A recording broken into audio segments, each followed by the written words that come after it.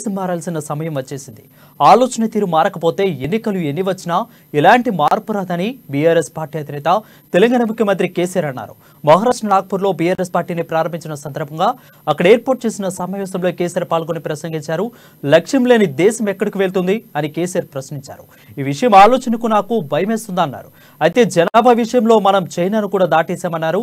దేశంలో ఎలాగని ఎన్నికలు గెలవడం లక్ష్యంగా మారిందని, ఎన్నికల రాజకీయ తంత్రంలో దేశం చిక్కుకుపోయిందని విమర్శించారు.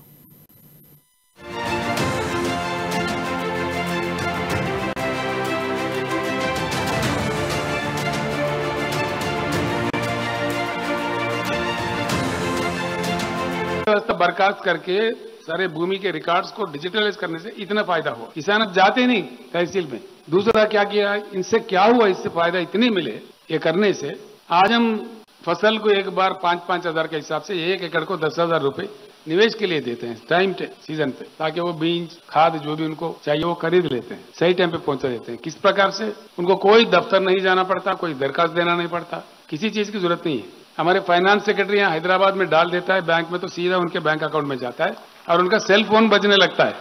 ये बड़ा अजीब चीज हो रहा है वहां पे। किसानों का एक साथ जो कि एक दिन लाखों लोगों को जाता है, हर किसी का सेल फोन बजने लगता है। बोलते वो लोग आ गया रैतु बंधु, आ गया रैतु बंधु, ऐसा बोलते।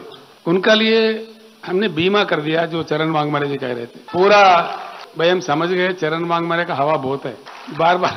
तो वहां होता यह है, किसानों का किसी भी तरह से मृत्यु हो, सिर्फ एक्सीडेंट से नहीं, किसी भी तरह का मृत्यु हो, नेचुरल डेथ भी हो, इसीलिए बात कर रहे हैं हम लोग।